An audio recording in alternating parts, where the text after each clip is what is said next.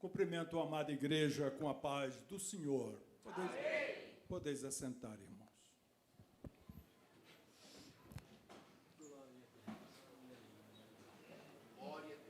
Eu desejo convidá-los para fazer a leitura bíblica na carta do apóstolo São Paulo aos Efésios, no capítulo 6, do versículo 10 ao versículo 19.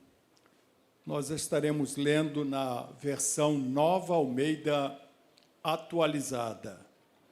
Diz assim o texto sagrado: quanto mais sejam fortalecidos no Senhor e na força do seu poder.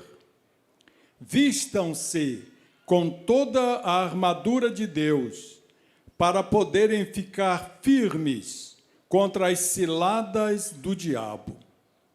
Porque a nossa luta não é contra o sangue e a carne, mas contra os principados e as potestades, e contra os dominadores deste mundo tenebroso, contra as forças espirituais do mal nas regiões celestiais. Por isso, peguem toda a armadura de Deus, para que vocês possam resistir no dia mau, e depois de terem vencido tudo, permanecer inabaláveis. Portanto, fiquem firmes, cingindo-se com a verdade e vestindo a couraça da justiça. Tenham os pés calçados com a preparação do evangelho da paz, segurando sempre o escudo da fé, com o qual poderão apagar todos os dardos inflamados do maligno. Usem também o capacete da salvação e a espada do Espírito, que é a palavra de Deus. Orem em todo tempo no Espírito, e com todo tipo de oração e súplica, e para isso vigiem com toda perseverança e súplica por todos os santos. E orem também por mim, para que no abrir da minha boca me seja dada a palavra, para com ousadia tornar conhecido o mistério do Evangelho. Amém. Meus amados irmãos, este é um texto da Bíblia que nós conhecemos bem. É um texto rico em ensino para a nossa vida, e por isso mesmo eu tive o cuidado de ler o texto completo. Mas nesta noite gostaria de chamar a atenção dos irmãos e das irmãs para o versículo 17, quando Paulo diz assim: usem também o capacete da salvação e a espada do Espírito, que é a palavra de Deus.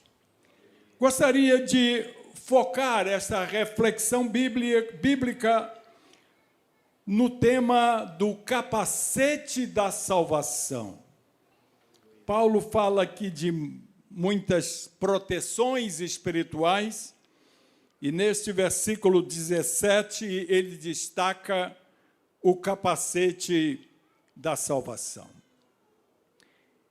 Meus irmãos, exige-se do motociclista que use o capacete, para que seja reduzido o perigo de dano ao cérebro em um acidente. Os trabalhadores da construção civil também devem usar o capacete para serem protegidos de objetos que caem das partes mais altas da obra.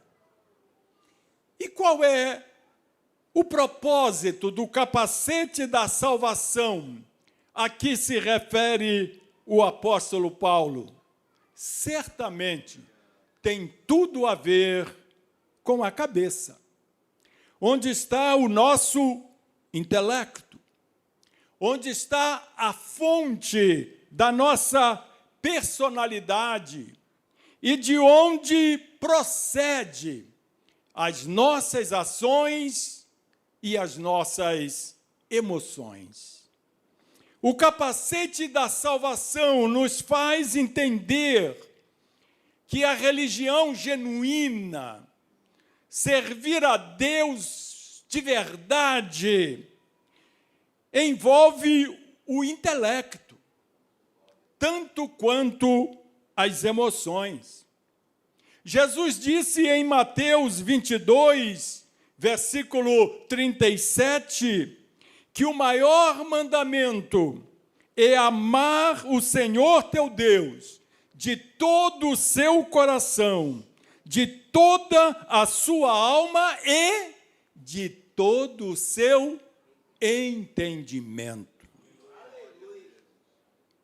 Você está usando a armadura que Deus nosso Pai providenciou para você enfrentar os ataques de Satanás e vencer as batalhas da vida? Use a cabeça e pense sobre isso. Você tem usado? Você está protegido? Ou você tem sido atingido pelos ataques? Ou você está abatido com as lanças lançadas pelo inimigo de nossas almas contra você? Eu gostaria de dividir esta reflexão bíblica em duas partes. E na primeira parte, me permita comentar um pouco sobre o capacete da salvação, falando da função da nossa cabeça no conflito com o mal. O capacete da salvação fala de como a nossa mente é importante na nossa luta espiritual contra o mal. A vontade de Deus, meus irmãos, é que sejamos libertos da tirania do mal em nossa vida racional e intelectual. Porque é no nosso intelecto que o inimigo trabalha. É na nossa mente que o pecado é gerado. É na nossa mente que o desânimo nasce. É na nossa mente que nós nos sentimos ofendidos. Portanto, a vontade de Deus é que esta tirania do mal não tenha força sobre a nossa vida racional e intelectual. Deus falou através do profeta Isaías, recomendando o povo daquela época a procurar o Senhor com todo o seu ser e desviar-se dos maus caminhos. E os maus caminhos do povo foi explicado por Isaías como sendo resultado dos seus pensamentos, não serem de acordo com os pensamentos de Deus. E assim, no capítulo 55, versículo 8, Isaías conclui dizendo assim, nas palavras de Deus: porque os meus pensamentos não são os pensamentos de vocês, e os caminhos de vocês não são os meus caminhos. Nos acostumamos a aplicar esses versículos à nossa vida, mas Deus não está falando conosco aqui. Deus está falando com os ímpios. Deus está falando com as pessoas que trilham caminhos maus. E com esses que estão desviados, Deus está dizendo: os meus pensamentos não são os teus pensamentos. Os meus caminhos não são os caminhos de vocês, porque os nossos pensamentos é os pensamentos de Deus. Os nossos caminhos são os caminhos de Deus. Por duas razões principais. A primeira delas é porque nós temos a mente de Cristo. A Bíblia é clara ao dizer que temos a mente de Cristo. Então, quando você pensa, Jesus está pensando com você. Quando você está em dúvida, Jesus está na sua dúvida. Está te acompanhando. Quando você está decidindo caminhar por caminhos maus, Jesus está na sua mente te avisando: epa, não é por aí não, vamos desviar, sabe? Volta, muda o rumo. Todos nós sabemos disso, porque todos nós já tivemos esta experiência dos avisos de Deus para a nossa vida. Mas a bênção sobre nós não termina com a mente de Cristo. Avança ainda mais. Nós temos a habitação do Espírito Santo em nosso corpo. Não é numa vida espiritual aleatória, não, é nesse corpo carnal que o Espírito Santo habita. Portanto, como temos o Espírito Santo dentro de nós, na nossa cabeça temos a mente de Cristo, os nossos pensamentos só podem ser os pensamentos de Deus. Os nossos caminhos só podem ser os caminhos de Deus. Mas você talvez discorde de mim e diga assim: mas pastor, não é bem assim. No dia a dia da vida, nós nos desviamos dos caminhos de Deus. Nós pensamos que Deus não está pensando. É nesse momento que entra em ação o capacete da salvação. Talvez você esteja com o capacete no braço. Já viram esses motociclistas que passam por nós às vezes com a cabeça livre e o capacete no braço? Talvez espiritualmente você não esteja usando o capacete da salvação. Veja como é importante protegermos a nossa mente, protegermos o nosso intelecto, protegermos as nossas emoções por um capacete poderosíssimo, porque é o capacete da salvação.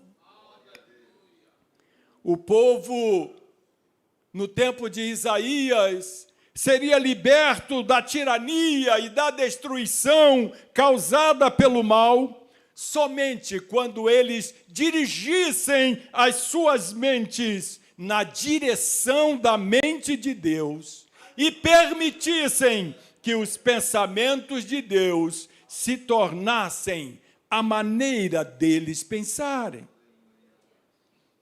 Por isso eu queria chamar a sua atenção, em primeiro lugar, para a seguinte verdade: a chamada ao arrependimento é basicamente um chamado profundo, sincero e contínuo para desviar-se da mente carnal para a mente de Deus.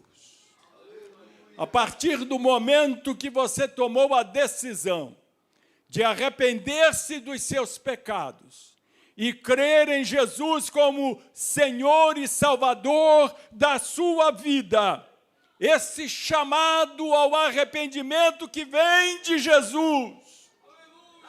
Arrependei-vos, arrependei-vos. E você ouviu o chamado, atendeu o chamado. Este chamado, ele é um chamado permanente, contínuo, para nos desviarmos da mente carnal em direção à mente de Deus. É muito interessante que sempre que nós pensamos nas nossas emoções, nos nossos sentimentos, nós sempre dizemos que estou sentindo no meu coração. Não é assim que nós falamos? Meu coração está triste. Como estamos enganados? O teu coração não está triste. Quem está triste é a tua mente. Você não está gostando de alguém com a mente e não com o coração. Quando você diz, o meu coração não bate com fulano, não é o teu coração, é a sua mente. Porque as suas emoções estão na mente, estão dentro de você. E é interessante que a nossa mente, ela não envelhece. A nossa mente, ela não passa o tempo. Não existe tempo para a nossa mente. O que aconteceu conosco lá no passado, quando éramos criança, quando éramos jovenzinhos, permanece vivo na nossa mente hoje. E quando a gente se lembra daquilo, ou nos alegramos, ou nos entristecemos. Eu já estive em rodas de amigos, em que os amigos chegaram para mim e falaram assim, isso já aconteceu com você? E eu respondi assim, por favor, não me lembra isso, não. Eu não quero lembrar, isso foi uma coisa ruim que aconteceu comigo. Por quê? Porque essa coisa ruim está viva na minha mente, embora tenha acontecido lá na minha infância. Por isso, eu me mantenho fiel ao Senhor, independente do que está acontecendo à minha volta, porque a minha mente, aos 72 anos, ela viaja no tempo e vai lá na minha infância, no meu tempo de criança. E eu me vejo num cultinho infantil, dirigido pela tia Esther Varjão. E naquele culto, a tia Esther falou assim para nós, filho de peixe é peixinho, mas filho de crente não é crentinho. Então, a tia Esther fala isso para nós. E ela disse assim, quem quer aceitar Jesus como Salvador? E naquela tarde, um menininho chamado Eude, filho de crente, filho do pastor da igreja, sentiu o peso do pecado sobre os seus ombros, levantou as duas mãos e foi lá na frente aceitar Jesus como Senhor e Salvador da sua vida. Aquele momento está vivo na minha mente, na minha memória. E quando o desânimo aparece, quando as coisas à minha volta não me agradam, e eu fico meio macambúzio, meio desanimado, eu lembro disso, e esta lembrança anima a minha fé e diz, Eude, você é filho de Deus, Eude, você está salvo, Eude, seu nome está escrito no livro da vida. Por isso, irmãos, o capacete da salvação significa lembrar da salvação. Quando você ver alguma coisa que você acha errado, que não te agrada e que te leva a desanimar, põe o capacete da salvação e traz à memória aquele dia que Jesus te salvou. Aquele momento em que você foi resgatado das trevas para a maravilhosa luz do Senhor. E então a tua força espiritual vai voltar, o teu ânimo vai voltar. Uma outra memória infantil que renova as minhas forças espirituais foi o dia em que eu fui batizado no Espírito Santo. Aos meus 11 anos de idade, uma irmã que estava nos visitando, eu estava ajoelhado com as outras crianças, e quando ela impôs as mãos sobre a minha cabeça, eu fui batizado no Espírito Santo. E nós morávamos longe da igreja, uma estrada de chão. Hoje está tudo asfaltado, tudo muito bonito, mas naquele tempo era uma estrada de chão e a gente caminhava uns 6 quilômetros, porque nem tinha ônibus naquela região, nem tínhamos carro, nem bicicleta. A gente vinha para a igreja a pé e voltava para casa a pé. E naquela noite que eu fui batizado com o Espírito Santo, eu fui falando língua estranha pela rua, da igreja até chegar em casa. E no caminho de casa eu só ouvia mamãe falando: Eude, acalma, Eude. Eude está chamando a atenção das pessoas. E eu falando língua estranha, e caminhando, e caminhando. E quanto mais mamãe dizia: para, Eude, eu mais falava. Esta noite memorável faz parte do meu capacete da salvação. O revestimento do Espírito Santo, que mudou o meu destino, que me levou para a obra do Senhor, que me deu oportunidades no reino de Deus e que me fez estar firme até esta noite diante de vocês, meus queridos.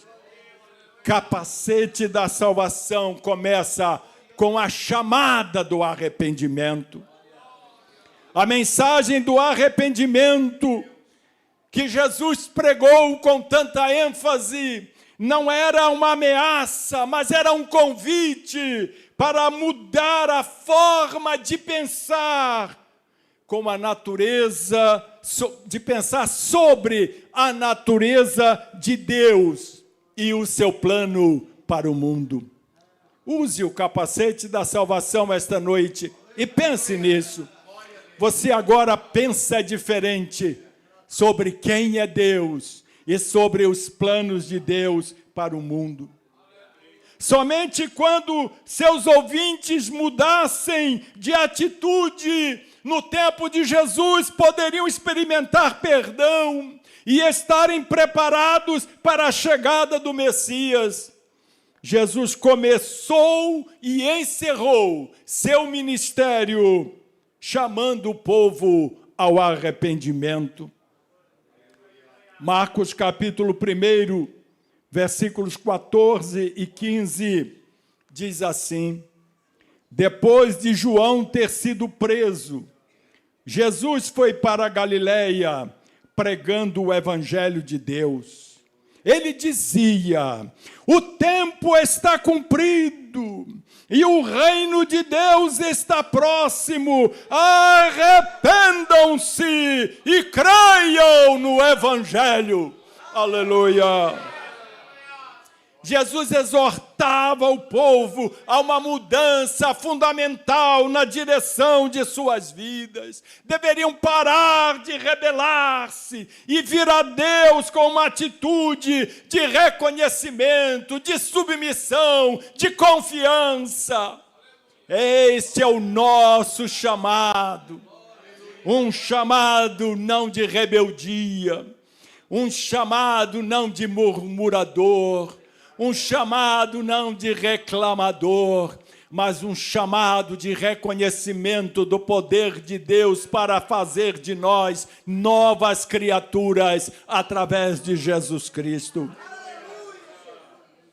O apóstolo Paulo, ele ensinava aos cristãos romanos, da cidade de Roma, a abandonar a maneira natural, carnal, terrena de pensar e experimentar a transformação espiritual que viria somente quando eles experimentassem a renovação de suas mentes. Veja, irmãos, como é importante. Romanos capítulo 12, versículos 1 e 2, Paulo diz assim: portanto, irmãos, pelas misericórdias de Deus, peço que ofereçam o seu corpo como sacrifício santo e agradável a Deus. Este é o culto racional de vocês. E não vivam, versículo 2, conforme os padrões deste mundo, mas deixem que Deus os transforme pela renovação da mente, para que possam experimentar qual é a boa, agradável e perfeita vontade de Deus. Você quer experimentar a boa, agradável e perfeita vontade de Deus? Então você tem que renovar a sua mente. Você tem que colocar o capacete da salvação de novo. Porque essa tua mente que está te afastando das coisas de Deus precisa mudar. Precisa ser renovada. Essa tua mente que só vê defeito precisa ser renovada. Essa sua mente que não gosta de fulano nem de ciclano tem que ser renovada. Porque Jesus falou que nós temos que amar os nossos inimigos. E esta pessoa que você não gosta nem é seu inimigo. Jesus mandou você andar mais adiante. Isso só vai ser possível com a renovação da nossa mente. Nós vivemos na época das redes sociais, em todo momento surgem pessoas criticando a igreja, criticando, em muitos momentos, falando a mais pura verdade sobre coisas absurdas que acontecem no meio das igrejas pelo mundo afora, e a gente fica desanimado, porque a gente logo aplica a nossa igreja. A gente esquece, irmãos, que nós somos participantes de duas igrejas. Uma igreja visível e uma igreja invisível. Já aprendemos isso na escola dominical no mês passado. Perfeito? A igreja visível é essa aqui. Estamos aqui reunidos na igreja visível. Tem templo, tem poltronas confortáveis, tem bom serviço de som, músicos talentosos. Essa é a igreja visível. Mas essa igreja visível não vai te levar para o céu. Essas poltronas não vão entrar no céu. Essas belas instalações não tem lugar para elas no céu. Quem vai entrar no céu é a igreja invisível. Corpo de Cristo, é essa que vai para o céu. Então, quando alguém diz que a igreja está podre, que a igreja está estragada, não é a igreja invisível. Essa não está podre, essa é santa, essa é pura. Pode ser que haja podridão ali, pode ser que haja podridão acolá, mas com certeza no lugar onde você está não tem podridão. Tem falhas, porque nós somos humanos, não tem como não ter falhas. No lugar que só tem pessoas, seres humanos, sempre vai ter falhas, mas falhas não é podridão. Falhas não é acobertamento de pecado. Nosso pastor tem falado muito sobre isto aqui, que Deus tem revelado a ele, que os pecados serão manifestos e serão expurgados da casa do Senhor. Portanto, não se deixe abater, porque A ou B está falando a favor ou contra de oferta, a favor ou contra de dízimo, a favor ou contra de bater palma, a favor ou contra de falar língua estranha. Não deixe nada te abater, porque você está protegido com o capacete da salvação. Louvado seja o nome do Senhor. Paulo encorajou os crentes em Corinto a levar cativo. Olha que interessante isto aqui. Paulo encorajou os crentes em Corinto a levar cativo todo pensamento para torná-lo obediente a Cristo. Olha que coisa interessante. 2 Coríntios, capítulo 10, versículos 3 a 5. Diz Paulo assim: porque, embora andemos na carne, não lutamos segundo a carne. Porque as armas da nossa luta não são carnais, mas poderosas em Deus para destruir fortalezas. Você está pensando que é para destruir uma cerca de arame farpado? Você está pensando que é para destruir um muro de concreto? Não, não. Poderosas em Deus para destruir fortalezas. Destruímos raciocínios falaciosos, raciocínios que só sabem criticar, que só sabem atacar. E toda arrogância que se levanta contra o conhecimento de Deus, e levamos cativo, preso, escravizado, todo pensamento à obediência de Cristo. O nosso pensamento só se entrega a Jesus. O nosso pensamento só aceita o que vem de Jesus. O nosso pensamento está em Jesus, porque a mente dele está em mim, está em você. Então, se nós temos a mente de Cristo, o nosso pensamento está cativo nele. Jesus toma conta da minha mente. Jesus toma conta do meu intelecto. Oh, Jesus, aperta o capacete da salvação sobre a minha cabeça, para que aquilo que tu pensas eu possa pensar também. Neste texto que lemos em Coríntios, Paulo nos faz lembrar que estamos envolvidos em uma guerra espiritual. E para sermos vitoriosos, nós temos que permitir que Jesus Cristo controle nossos pensamentos e atitudes. Anteontem, aqui na nossa classe de teologia da FAESP, eu estava falando sobre isso com os nossos alunos da classe do curso médio, sobre personalidade e temperamento. E eu dizia que o nosso temperamento não muda. A gente nasce com ele, morre com ele, mas que a partir do momento que nós conhecemos Jesus como Salvador, esse nosso temperamento passa a ser controlado pelo Espírito Santo. E agora, aquele eu de impaciente, aquele eu de nervoso que existia lá atrás, ele continua impaciente e nervoso, mas controlado. Porque o Espírito Santo controla o meu temperamento, controla as minhas atitudes. Eu de calma, eu de não é por aí. E quando a gente ouve a voz do Espírito Santo, irmãos, a gente se desvia dos maus pensamentos, dos caminhos maus. Louvado seja o nome do Senhor. A mente de Jesus Cristo deve ser o alvo que todos nós devemos buscar, se realmente somos seguidores de nosso Senhor Jesus Cristo.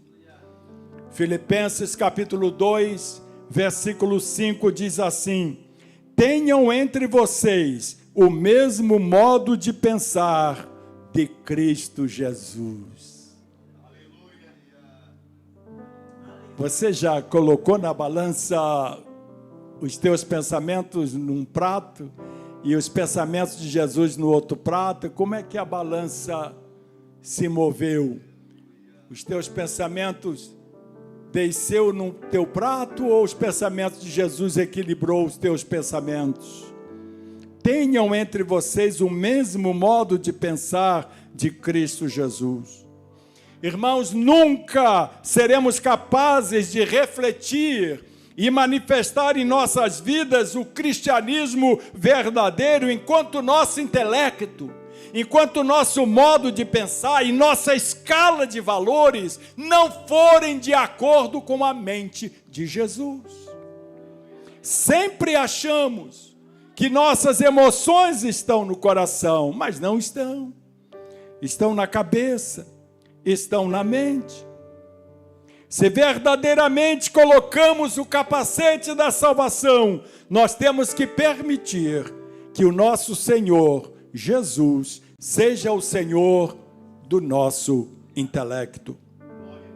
Não devemos viver nossas vidas ao sabor do impulso de nossas emoções, nós temos que manter nossas emoções sob o controle de um intelecto moldado na mente de Cristo. Eu queria, nesta segunda e última parte, dizer para vocês que o capacete da salvação fala de uma salvação completa. Uma das principais razões porque tantos de nós somos derrotados na luta contra o mal é porque estamos desinformados a respeito da natureza da grandiosa salvação de Deus que nos é oferecida através de Jesus Cristo.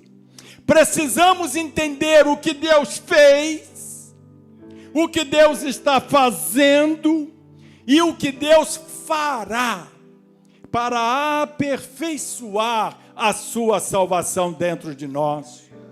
Essa grandiosa salvação que recebemos de Deus, ela constitui-se de 3 partes, da qual você deve lembrar-se sempre. A primeira delas chama-se justificação. Justificação é o que Deus fez em nós no passado. Efésios capítulo 2, versículos 8 e 9 diz assim: porque pela graça vocês são salvos mediante a fé, e isto não vem de vocês, não é dom de Deus, não de obras, para que ninguém se glorie. Paulo escreveu aos cristãos em Éfeso, na condição de seguidores de Cristo. Eles tinham experimentado uma ressurreição espiritual, morreram para o pecado e estavam agora assentados com Jesus. Paulo via a salvação da pena do pecado como algo que Deus já fez por nós. Portanto, a nossa salvação tem uma história passada, quando fomos tornados justos, justificados, tornados justos pelo sangue de nosso Senhor Jesus Cristo. Eu acho que eu já falei aqui, mas se eu já falei, me perdoe, mas eu vou repetir porque é tão forte para mim. Sempre que eu estou orando, eu me vejo diante de um precipício. É uma coisa que acontece comigo sempre nas minhas orações. Eu me vejo sempre diante de um precipício, no qual eu estou do lado de cá e Deus está do lado de lá. E naquele momento da oração, eu vejo Jesus construindo uma ponte sobre esse abismo. E eu começo a caminhar sobre esta ponte e chego na presença de Deus lá do outro lado. Jesus construiu a ponte, nos tornou justos.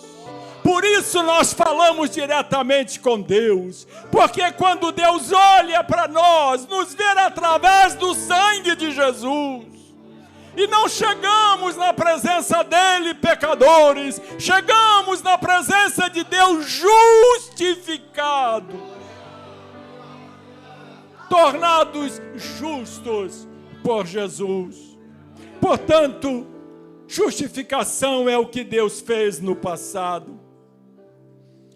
Mas um outro momento da salvação é a santificação. E a santificação é o que Deus está fazendo em nós no presente.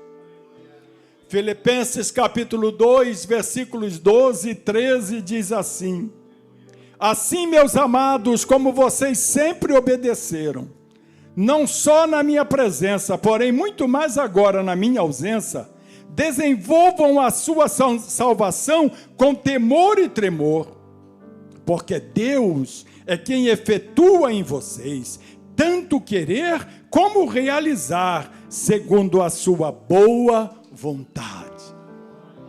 Este é o processo de santificação, é o que Deus está fazendo por nós no presente.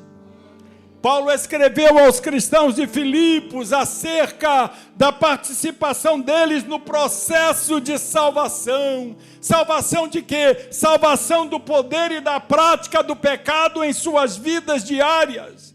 como filhos de Deus, fomos salvos desta vida pecaminosa, desta prática do pecado. Paulo não estava sugerindo que eles chegariam ao céu por seus próprios esforços ou que mereciam o direito de serem discípulos de Jesus. Não!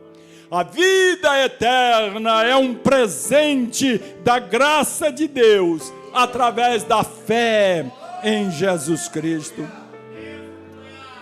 Com grande entusiasmo, Paulo exortava os crentes a trabalharem diligentemente com o Espírito Santo, que Deus havia lhes dado na experiência da conversão.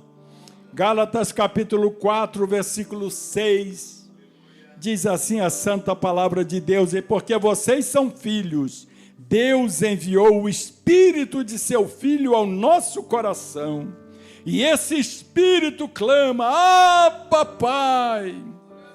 Assim você já não é mais escravo, porém filho, e sendo filho, também é herdeiro por Deus. Irmãos, que coisa maravilhosa! Nós não vamos só morar no céu, irmãos, o céu é nosso. Nós somos filhos de Deus, portanto somos herdeiros de Deus. Toda aquela riqueza do céu é nossa. Nós estaremos vivendo no que é nosso, porque é do nosso Pai e nós somos seus filhos. E por último, a terceira parte da salvação chama-se glorificação. Glorificação é o que Deus fará para aperfeiçoar a salvação dentro de nós.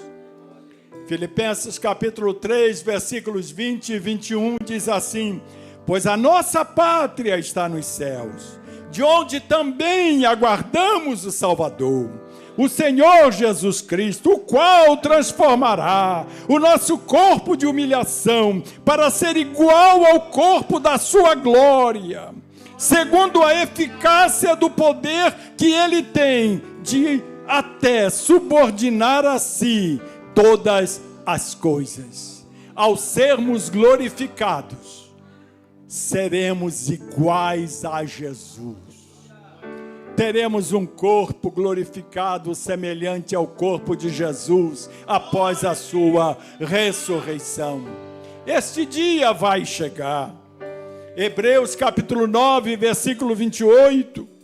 Assim também Cristo, tendo se oferecido uma vez por todas, para tirar os pecados do mundo, aparecerá segunda vez, não para tirar pecados, mas para salvar aqueles que esperam por Ele. Porque o pecado já foi tirado de nós.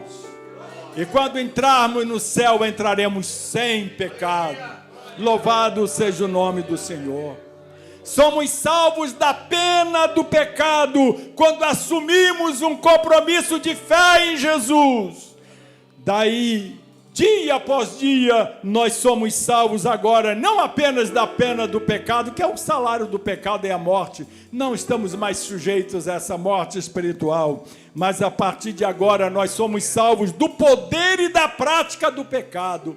Através do Espírito Santo que habita em nós, o pecado não terá mais lugar em nós. Vamos resistir, vamos lutar contra, vamos batalhar contra, vamos clamar pelo sangue de Jesus, mas não vamos permitir que o pecado volte a dominar as nossas mentes. Precisamos compreender com nossas mentes e corações que nunca venceremos definitivamente o mal nesta vida, mas podemos impedir que o mal nos atinja com desespero, quando descobrimos que existem áreas em nossas vidas que ainda precisam ser redimidas. Não permita que o mal te escravize e te desanime.